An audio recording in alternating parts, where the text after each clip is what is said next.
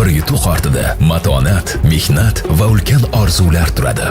Bugun ana shunday orzularni ro'yobga chiqarayotgan, yurtimiz nomi va nufuzini xalqaro maydonda yuksaltirib kelayotgan yosh bilimdonlarimiz soni ortib bormoqda.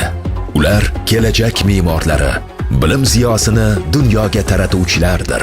Birgina 2025-yilning o'zida iqtidorli o'quvchilarimiz nufuzli xalqaro fan olimpiadalarida 13 ta, xalqaro fan olimpiadalarida 13 ta, mintaqaviy xalqaro fan olimpiadalarida 184 ta, jami 210 ta medalni qo'lga kiritishdi va O'zbekiston terma jamoasi o'z tarixidagi eng yaxshi ko'rsatkichlarni qayd etdi. Bu yutuqlar ilm qudratiga bo'lgan ishonchning mustahkam tasdig'idir. Fan olimpiadalari g'oliblari va ularning ustozlarini rag'batlantirish tizimi ham mutlaqo yangi bosqichga ko'tarildi.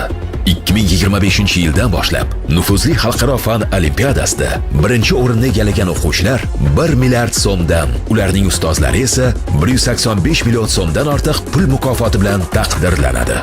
Dunyo ilm-fan maydonida yurtimiz bayrog'ini munosib ravishda baland ko'targan, aql va matonat timsoli bo'lgan yosh qahramonlarimiz nafaqat xalqaro olimpiadalarda g'oliblikni, balki vatanga sadoqatni, mehnat va irodaning beqiyos qudratini namoyon etdilar.